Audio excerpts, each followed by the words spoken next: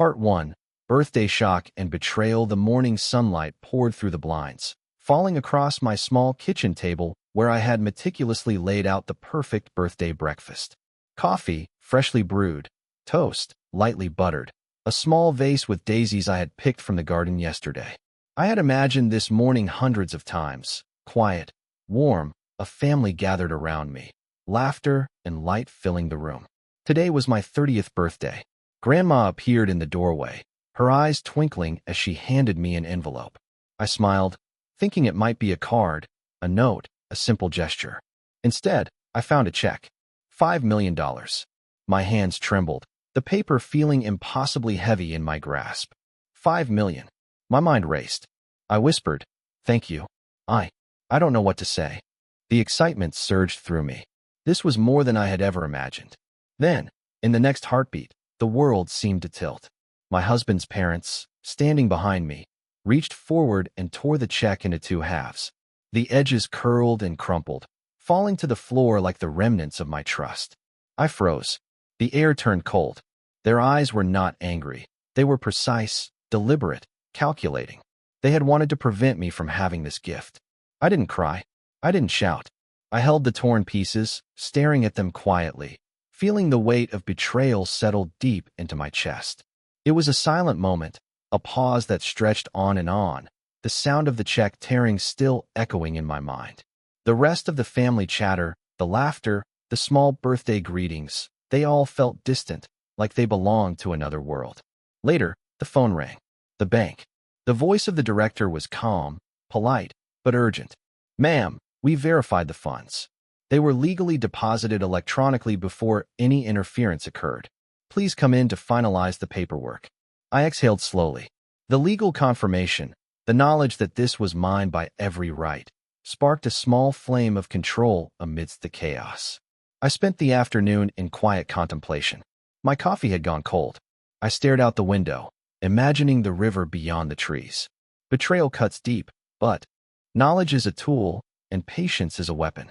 I was already thinking ahead, not with anger, not with vengeance, but with quiet determination.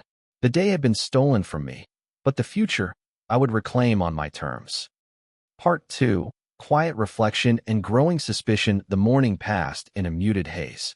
I moved through the house almost automatically, each action deliberate but mechanical. I set the table with the remnants of breakfast, cleared the dishes, and rinsed the coffee cups, letting the warm water run over my hands as if it could wash away the shock lingering in my chest. The check, torn in half, remained on the counter, a silent accusation that I could not ignore. I walked from room to room, observing the details that I had once overlooked. The sun cast shadows along the floorboards, and I noticed the subtle glances exchanged between my husband's parents. Their calm, composed faces were deceptive. The eyes betrayed a flicker of satisfaction, a hint that they had believed their plan would succeed. I felt a mixture of anger and disbelief, but I reminded myself, patience first, reaction later. Sitting by the window with a cup of tea, I let my mind wander through the events leading up to this moment. Each memory was a puzzle piece. The small favors they had requested over the years, the subtle nudges toward dependence, the quiet assertions of control masked as concern. It all made sense now. They had tested my limits, and in tearing that check, they had assumed they had won. But I realized, in that quiet moment, that knowledge was power. I had proof of the deposit, a legal claim that could not be refuted, and the understanding of how they operated. Every gesture, every word, every expression had been cataloged in my mind. I could see the threads of manipulation, and I began to envision the ways I might reclaim control. Not through confrontation, not through anger, but through careful, deliberate action. I made a mental list of the steps I would take, confirm the funds, document the events, and begin preparing my own path forward. Each step was precise, each thought measured. The betrayal had happened, but it would not define the course of my life. Instead, it became the catalyst for clarity, a reason to move with purpose rather than panic. By the time the afternoon shadows lengthened across the floor, I had formed a quiet resolve. They believed they had stripped me of opportunity and dignity. What they did not see, what they could not measure, was the quiet fire building within me, a readiness to act, not recklessly, but with intelligence and composure. Today had taken from me what was immediate, but tomorrow, I decided, would be mine to reclaim. Part 3. Discovery and legal preparation. The next morning, I woke with a strange mixture of resolve and disbelief. The previous day's events, the check, the betrayal, the cold calculation of my in-laws, still lingered like a shadow. But beneath the anger, a seed of clarity had begun to grow. I understood now that their actions, cruel as they were, had inadvertently exposed a vulnerability I could exploit. The law was on my side. I sat at the kitchen table, the torn checks spread out in front of me. I held the pieces, turning them over, noticing details I hadn't before. The faded ink, the faint creases, evidence of the journey this paper had taken before being shredded. Then I picked up the phone and called the bank, asking for the records, the electronic deposit confirmations, any documentation that could solidify my claim. The bank representative, polite but firm, confirmed what I had suspected. The funds had indeed been deposited before any interference. All of it is in your account, Mrs. Harrison. Legally, it's yours. We can provide the full paper trail, she said. I exhaled slowly, letting the weight of that knowledge settle. For the first time since the check was torn, I felt a glimmer of control. I began organizing the paperwork methodically. Receipts, statements, emails, confirmations, all stacked neatly in a folder labeled Evidence, Birthday Funds. Each sheet felt like armor, each signature a shield against their manipulation. I realized that the betrayal I had suffered could be transformed into a strategic advantage. The law would be my tool, patience my weapon.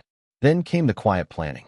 I needed a strategy, a sequence of actions that would allow me to reclaim not just the money, but my dignity and independence. I could confront them outright. But no, that would play into their expectations. They wanted a reaction, a display of desperation or fear. I would not give them that. Instead, I would act deliberately, letting them reveal themselves further while I strengthened my position. I made a list in my mind, every step precise. First, secure all records and legal confirmations. Second, speak with a trusted financial advisor to ensure the funds were fully protected. Third, create a plan for potential confrontations, both at home and in any family gatherings. Each step felt deliberate, almost cinematic, like moving chess pieces across a board where the stakes were not just money, but trust, respect, and autonomy. By the afternoon, the quiet resolve had transformed into action. I called my lawyer, Mr. Patterson, explaining the situation calmly, clearly, without embellishment. It's more than just a check, I said. It's evidence of their intent to manipulate and deprive me of what's mine. I need guidance on securing the funds and ensuring my rights are protected. He listened, took notes, and promised a thorough review. I hung up the phone feeling lighter, yet more focused than ever. The betrayal had been painful, but the awareness of what was legally mine, combined with the methodical preparation ahead, gave me a sense of empowerment I had not felt in years. As evening approached, I looked out over the garden, the flowers bathed in the soft glow of late sunlight. I realized that the check, torn though it was, had ignited a determination I had never known. Betrayal could not be undone, but opportunity had been revealed. And I would take it, quietly, decisively, and with complete control over my future. Part 4. Legal moves and strategic planning. The following morning, I awoke with a sense of purpose I hadn't felt in years. The check, torn though it was, had sparked a clarity that pushed aside lingering shock and grief. I knew what needed to happen next. I had to secure my claim legally, ensure no one could challenge it, and prepare for the inevitable confrontation with my husband's parents. I began with the bank. The lobby smelled faintly of polished marble and paper, an ordinary backdrop for extraordinary events. I presented my identification, copies of the electronic deposit confirmation, and the torn check. The banker nodded, taking notes meticulously, confirming that the funds were mine, fully protected, and legally untouchable. Every signature, every line of the deposit record was a small victory, proof that no deception could stand against the law. From there, I called my lawyer, Mr. Patterson. Calmly, deliberately, I outlined everything. The check, the shredding, the electronic deposit, and the background of manipulation. This is about more than money, I explained. It's about securing my rights and ensuring that any future interference can be countered immediately. He listened, eyes narrowing slightly behind his glasses, and promised to draft a detailed action plan.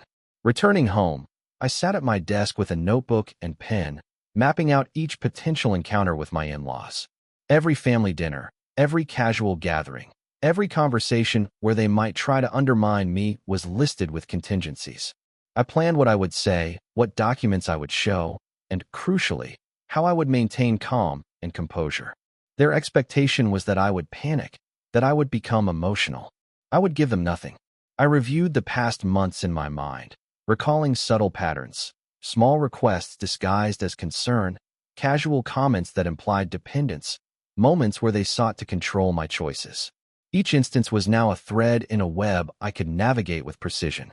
I realized that confrontation would be effective only if I had patience, information, and authority on my side.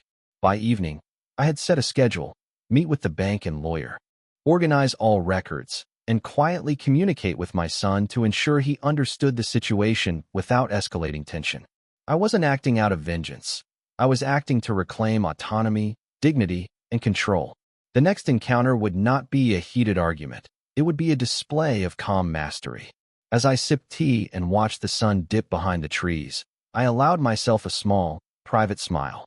The day had begun in betrayal and uncertainty. But now, armed with documentation, strategy, and the law itself, I felt the first stirrings of power. The check, the torn paper, and their audacity had inadvertently given me the tools to rise above them. Tomorrow, I would begin the next phase, measured, confident, and unshakable. Part 5, Legal Actions and Gaining Control. The next few days became a carefully orchestrated rhythm. Each morning, I checked in with the bank to ensure that every transaction was secure and properly documented. I requested copies of all electronic confirmations, creating a complete paper trail. Each document felt like a small victory, a tangible proof that no one could dispute my rights. The law was now firmly on my side, and the clarity this brought allowed me to move with confidence. I met again with Mr. Patterson, my lawyer, discussing contingencies and potential scenarios. He advised me on safeguarding the funds, ensuring that my accounts were protected against any interference, and even drafting letters in case my in-laws attempted to challenge me. Every suggestion strengthened my resolve. I wasn't just reacting anymore. I was preparing, planning, and taking control. At home, I began practicing subtle ways to assert authority in family interactions. During lunch, I would casually reference meetings with the bank, without giving details, letting my husband's parents sense that I was informed and vigilant.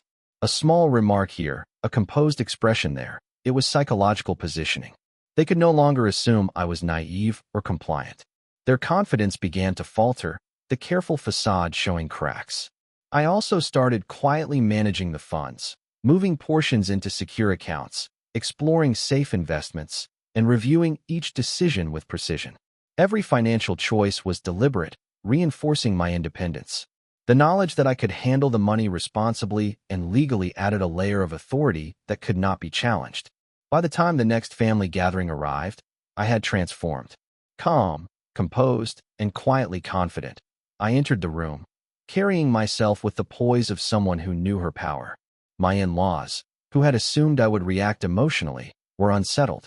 They tried subtle jabs, offhand comments about responsibility and generosity, but I responded with gentle, measured answers, never revealing the depth of my preparation. For the first time, I noticed the shift. They were watching me, uncertain, calculating their words. The dynamic had changed. I wasn't just a passive observer in my own life. I had reclaimed authority. Every smile, every nod, every casual mention of a meeting or plan was a reminder that I was fully capable, fully in control. The betrayal had given me awareness, and awareness had become power. Part 6. Direct confrontation and rising tension. The next family gathering was set in the spacious dining room, the air warm with the aroma of roasted chicken and baked bread. I entered deliberately, each step measured, each gesture calm. My husband's parents looked up from their preparations, expecting hesitation, anxiety, perhaps even tears. They were met instead with poise, a quiet confidence that radiated from me. I greeted everyone with a smile, soft but intentional, acknowledging their presence without deference. Conversation flowed around the table, but I subtly guided topics, referencing recent bank appointments and legal consultations without revealing the depth of my knowledge. Their glances betrayed unease. They were testing me, trying to gauge whether I had been broken by their actions. I had not. When a comment slipped, a veiled remark about responsibility, "It's not easy managing such sums," I responded calmly. "Fortunately, I have proper guidance and all matters are well documented." The pause that followed spoke louder than any words. My in-laws were caught off guard, realizing that their assumptions had been incorrect. Their attempt to unsettle me had failed. I introduced the topic of the checks subtly, without accusation, recounting the events with precision. The gift, the shredding, the bank confirmation. I watched as their composure wavered. I did not need to raise my voice. The truth itself was enough. Each statement, each pause, each calm glance reinforced my authority, highlighting their misjudgment and the inevitability of their defeat in this quiet battle. Throughout dinner, I maintained the balance of civility and dominance. I controlled the narrative with gentle authority, guiding conversation while revealing just enough to signal that I was informed, prepared, and unshakable. My husband noticed the subtle shift, and I could see a mixture of relief and admiration in his eyes. I had reclaimed not only my legal rights, but also my presence and influence within the family. By the time dessert was served, the atmosphere had shifted. The subtle tension hung in the air, unspoken but palpable. I had taken the first decisive steps in asserting control, converting previous betrayal into leverage. They had underestimated me, and now, quietly, deliberately, I had begun to rewrite the rules of engagement. The torn check had set the stage, but my actions, calm, calculated, unyielding, had turned that betrayal into an instrument of power. I left the evening with a sense of satisfaction. No dramatic confrontation was necessary. Quiet authority had spoken volumes. The battle was ongoing, but I had won the first round. The law, preparation, and self-possession were on my side. The next phase of this family saga would be mine to direct. Part 7. Consolidating power and legal clarity. The days that followed were a careful dance, each movement deliberate, each word measured. I had begun to notice subtle shifts in the household. Small hesitations when my husband's parents spoke, the way they paused mid-sentence as if weighing their words. The quiet authority I had cultivated was working. They were beginning to recognize that I was no longer a passive participant, that I possessed both knowledge and the means to assert it. I spent mornings reviewing every document, making sure each transaction, each confirmation, was neatly organized and easily accessible. The legal groundwork was solid. With Mr. Patterson's guidance, I prepared formal letters in advance, outlining my rights and detailing the events of that fateful birthday. I did not plan to send them recklessly. They were tools of leverage, reminders that the law supported me, and that any attempt to interfere would meet consequences. In family interactions, I became observant and precise. During dinners, casual conversations, and even brief encounters in the hallway, I carefully selected my words, often referencing meetings or appointments that suggested vigilance and preparation without revealing specifics. The change in their demeanor was noticeable. My husband noticed it too, a mix of respect, cautious admiration, and relief. The dynamic was shifting, and I was at the center of it. A small, private smile became my signature. Every question they asked, every subtle challenge they posed, was met with calm, informed responses. I didn't need to escalate. The power was in my restraint, my composure, my ability to let their assumptions crumble in the presence of my quiet confidence. Meanwhile, I managed the funds carefully, moving portions into secure accounts, consulting with financial experts, and exploring low-risk investments. Each decision was deliberate, reinforcing my independence and establishing credibility. I was no longer simply reacting to past betrayal. I was actively shaping my future, strengthening my position, and gaining influence within the family through competence and preparation. By the weekend, I had a clear picture of the next steps. Continue documenting interactions, assert my legal rights discreetly when necessary, and subtly remind my husband's parents that I was fully informed. Every measured action was a step in reclaiming authority, converting the shock of betrayal into sustained power. I had transformed from a target of manipulation into a force of controlled influence. and every encounter further cemented my place. The check that had been torn, the humiliation of their early attempt to undermine me, had become the foundation for strategy. Each calm action, each meticulous record, each measured conversation was part of a larger plan, a plan in which I was no longer vulnerable, but fully empowered. The family had underestimated me, and now, quietly, deliberately, I was reclaiming every ounce of control. Part 8. Legal climax and confrontation. The tension had been building for weeks, and by the time the next formal family dinner arrived, I was ready to move decisively. I walked into the dining room with a calm, controlled energy, aware of every eye on me. My husband's parents shifted uneasily in their seats, sensing that the quiet authority I had cultivated over the past weeks was now about to become active power. I began by subtly referencing recent consultations with my lawyer and bank, not as threats, but as statements of fact. "I've reviewed all the documentation with Mr. Patterson," I said, placing my hands lightly on the table. "Every transaction, every confirmation is fully verified. The funds are secure and legally mine." There was a pause, a silence that stretched across the room. I watched as their expressions flickered between surprise, unease, and calculation. Then, carefully, I laid out the chronology of events: the birthday check, their attempt to destroy it, and the subsequent legal confirmation from the bank. I described each step precisely, calmly, letting the facts speak for themselves. The impact was immediate. Their small gestures of superiority, the subtle attempts to assert control, began to crumble under the weight of undeniable truth. My husband noticed the shift too. He looked at me with a mixture of relief and pride, recognizing that I was no longer the person to be manipulated. My in-laws, meanwhile, tried to interject, to twist the conversation, but I remained composed. I responded to each comment with gentle, firm clarity, never raising my voice, never showing irritation. The law, preparation, and confidence were my allies, and their attempts at intimidation failed against them. Throughout the evening, I maintained control of the narrative. I didn't need dramatics or confrontations. Quiet dominance was far more effective. Subtle references to meetings, documentation, and consultations reminded them that I had anticipated their moves, and any further attempts to undermine me would be fruitless. Each response, each deliberate smile, reinforced my position. By dessert, the power dynamic had shifted completely. I had reclaimed authority, not just legally, but socially within the family. The torn check, once a symbol of betrayal, had become a tool of leverage. My in-laws understood, perhaps for the first time, that I was no longer to be underestimated. Calmly, methodically, I had turned their aggression into my advantage, and the stage was now set for the final steps in reclaiming full control of my life and my inheritance. Part 9. Maximizing family authority and preparing. The final confrontation. Weeks had passed since the birthday incident, but each day had been a lesson in strategy, observation, and subtle influence. The initial shock of betrayal had long faded, replaced by a measured, quiet authority that I wielded with precision.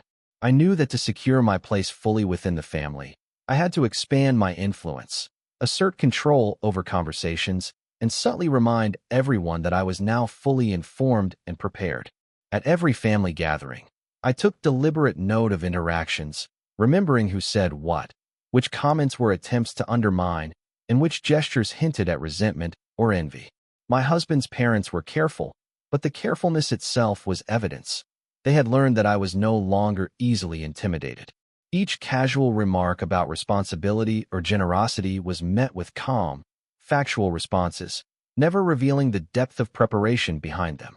Their small power plays faltered under the weight of my composed demeanor.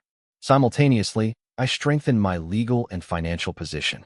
Additional meetings with the bank ensured my accounts were secure, while discussions with Mr. Patterson resulted in formal letters that quietly established my rights in writing. I also reviewed investment strategies, moving portions of the funds into low-risk, high-security vehicles. Each action reinforced not only my financial independence, but also my perceived authority within the family. The next gathering was more than a dinner. It was a test of influence. I entered with calm confidence, greeting everyone warmly, but with a subtle hint of control. I referenced meetings, bank confirmations, and careful planning in passing, signaling to the room that I had anticipated any challenges. My husband watched, quietly admiring the transformation.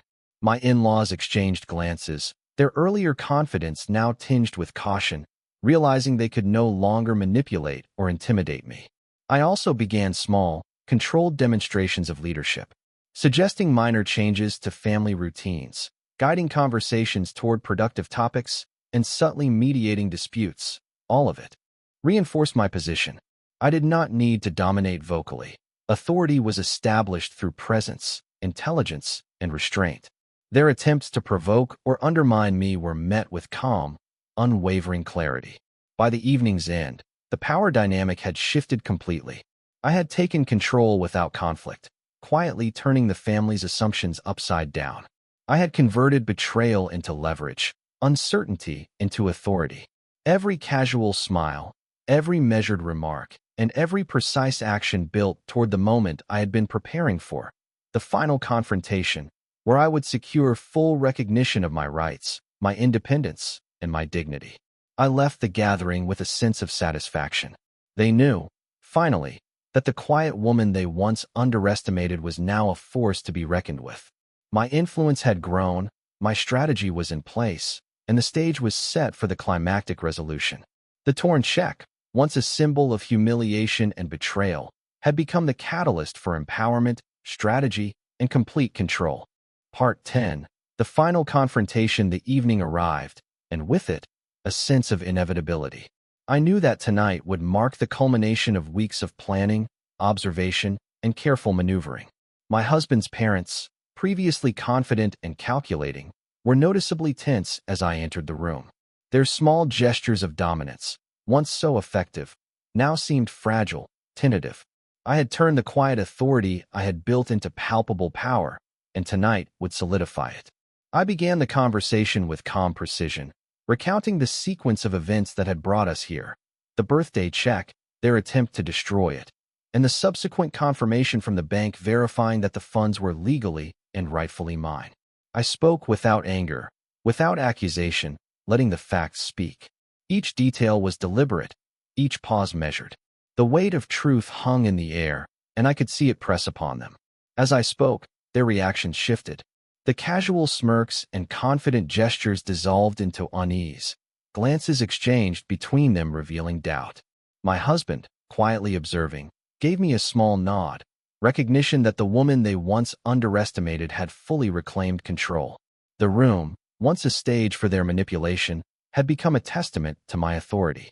I then outlined the steps I had taken to secure the funds, meetings with the bank, consultations with my lawyer, and careful documentation of every interaction. I explained that any attempt to interfere further would be met with formal action, not out of malice, but out of necessity. My voice remained steady, calm, and authoritative. The air was thick with tension, and I could feel the shift as the reality of my preparedness sank in. Breathe by breath, I maintained control, guiding the conversation while letting them realize the futility of their previous tactics. Their attempts to interject or intimidate were met with unwavering composure, a quiet confidence that made them hesitate, rethink, and ultimately, respect the boundaries I had established. By the end of the evening, the transformation was undeniable. I had asserted my legal and moral authority without raising my voice, without creating conflict, and yet with complete effectiveness. The torn check, once a symbol of betrayal, had been transformed into a tool of empowerment. My husband's parents had come to recognize, perhaps for the first time, that they could no longer dictate the terms of my life or manipulate my decisions. I had won not through confrontation, but through careful planning, unwavering calm, and absolute clarity. As I left the room, a sense of quiet triumph settled over me. The balance of power had shifted irrevocably. I had reclaimed my rights, my dignity, and my influence. And in that moment, I knew the next chapters of my life would be guided by intelligence, composure, and absolute control over my own destiny. Part 11. Aftermath and long-term empowerment. The days after the final confrontation brought a quiet sense of victory. I moved through the household with a new rhythm, calm, composed, aware that every action and word now carried weight. My husband's parents were careful around me, their former attempts at manipulation subdued by the clarity of my authority. It was subtle, almost invisible, but unmistakable. The power dynamic had shifted irreversibly. I spent mornings reviewing the financial arrangements once more, confirming that all accounts were secure, funds properly allocated, and investments strategically placed. Every decision reinforced independence. The money, once a point of conflict, had become a tool for empowerment, allowing me to plan and act without fear or interference. It was freedom measured in concrete, practical steps, legal documentation, secure accounts, and strategic financial planning. Family interactions became exercises in quiet influence. I no longer had to assert myself overtly. A calm word, a measured glance, or a subtle suggestion was enough to guide conversations and maintain authority. My husband noticed, too. He observed the shift and quietly aligned with my measured leadership. Together, we navigated gatherings with a balance of respect and clarity, keeping the family dynamic fair but clearly structured around truth and accountability.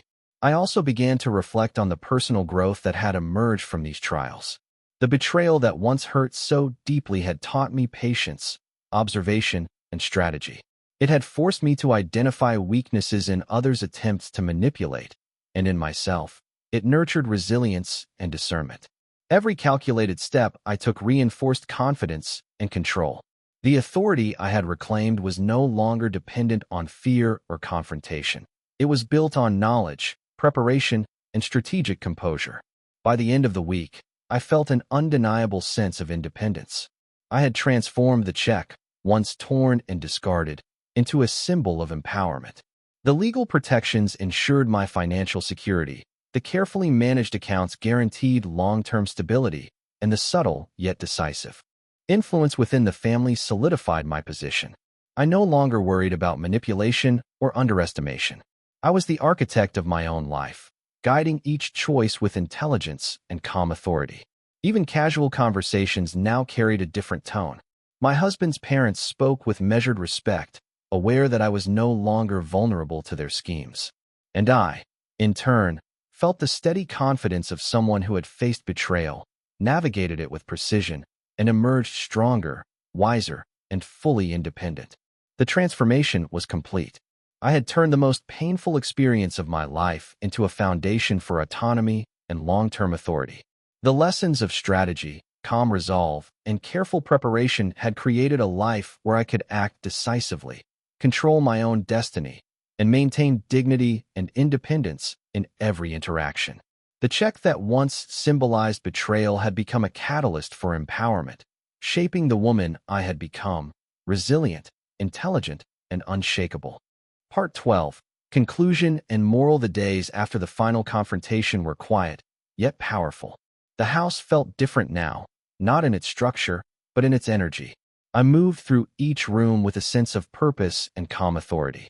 My husband's parents no longer tried subtle manipulations or veiled comments. The respect, or at least the acknowledgement, of my position had settled over them like an unspoken law. I realized that true power is not loud or dramatic. It is consistent, deliberate, and undeniable. Reflecting on the journey, I understood that the torn check, the betrayal, and the initial shock were not just obstacles. They were catalysts. They forced me to observe, plan, and act with intention. The pain had refined me, sharpening my awareness, building resilience, and teaching the value of patience.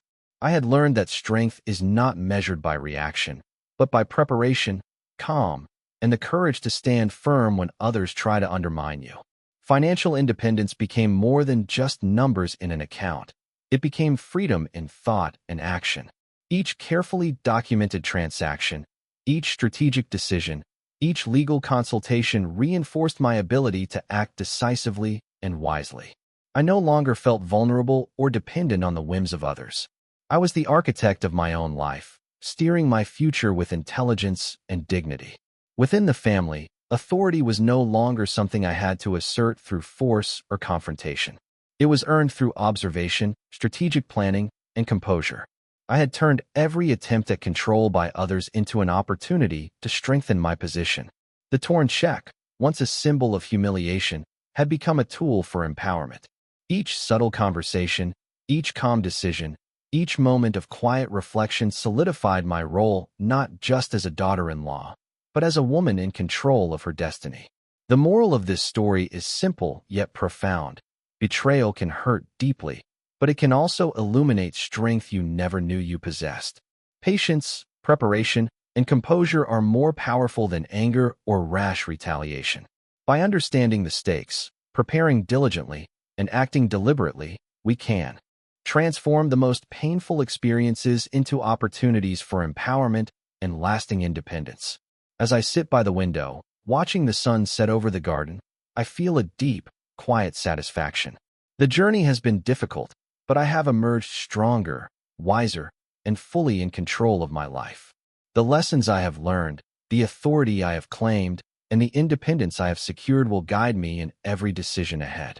Betrayal may have started the story, but wisdom, strategy, and calm resolve have written its ending.